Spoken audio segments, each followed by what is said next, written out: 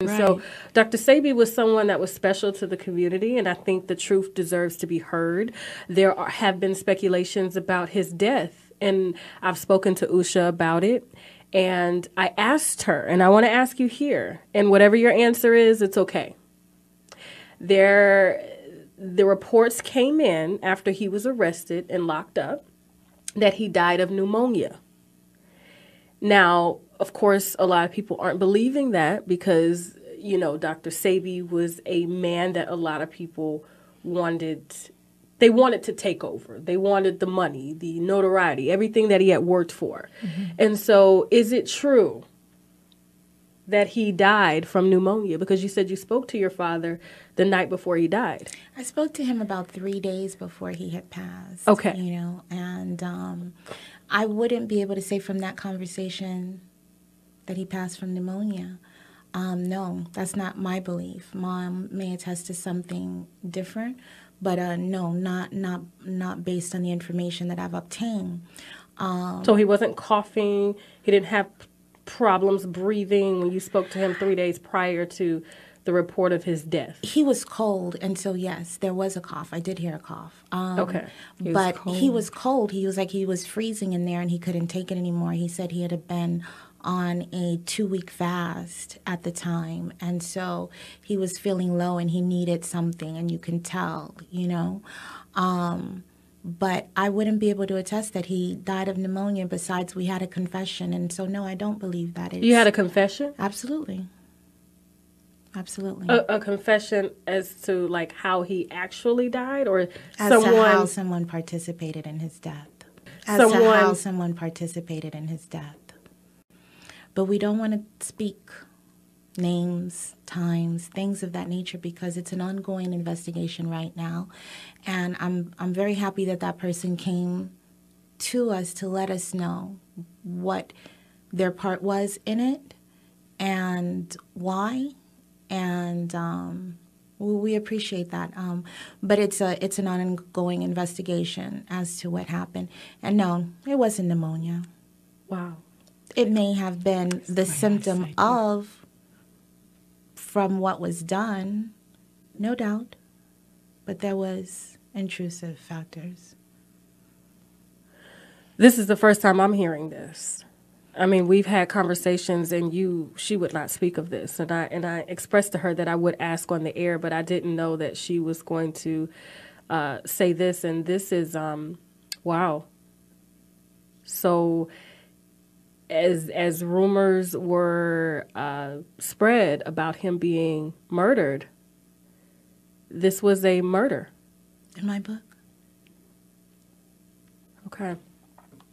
And Ma, may I ask, did you, I mean, you don't have to give out any information, of course, because it's an ongoing investigation, but had you spoken to him as well when he was I hadn't spoken locked to up? him, no. Okay, so your information that you got, it was from Usha being in contact with Dr. Sebi? Exactly. And how did you take the news when you found out? Did you believe it? It's hard to believe, to find out. Just her speaking on it now, it's hard to believe that. It's hard to believe that, that kind of thing. But with this investigation, there's evidence. So it's still hard to believe, and it's still so hurting. It's just painful. The whole thing is painful. It's real painful, like the kind of pain you just can't even believe exists. It's kind of every time just the thought of it, and that way for Sebi, okay, why? Why would you? But that's what we always say, why, right? And those people, or whoever it is. And interesting enough, he was locked up with another person. I want to say, was it Pablo, or if I'm not mistaken? And he was released, I guess, a week later or a couple of days later after Dr. Sebi had passed.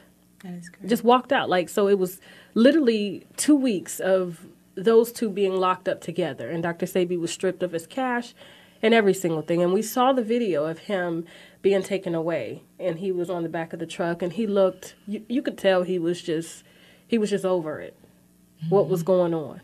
And when I saw the video of him, what it looked like to me, appearing to kind of call out those who were, I guess, betraying him. Yeah. It's a very sad video to see. It's a very sad thing to see because you can see that he was broken. You can see that he was hurt, not broken as a man, but his heart was broken because he has a big heart. He's like me. When you're betrayed and you find out someone is doing something behind your back that you have no idea about, that hurts.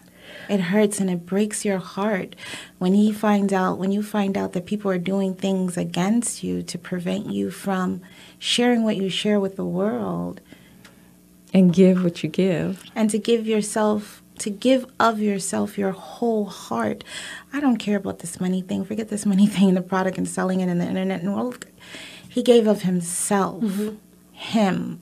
We as his children, we got the short end of the stick because Daddy had to be the one to be out there to push this, to talk about this. We have to understand that.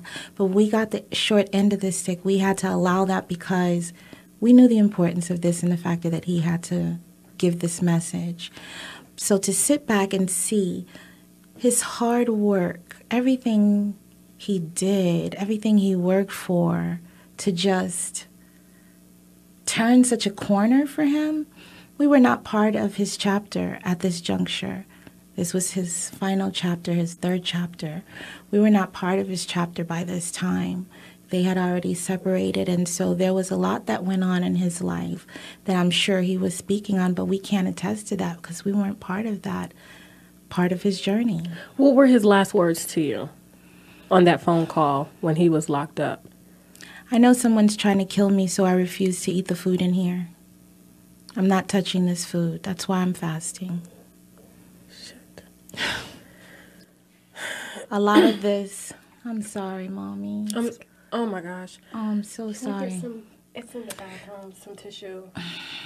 She's emotional at this moment because a lot of this I don't share. A lot of this I don't talk to people about. I don't even tell my mother. I don't talk to my sisters and brothers about it. I've gathered a lot of information since his passing and before his passing because I had canceled my whole trip just to go to try to assist him. And unfortunately, there was things I couldn't end up going, and I feel terrible. I will always feel... I'm not a person that carries guilt, but I know that that's something that I'll always carry.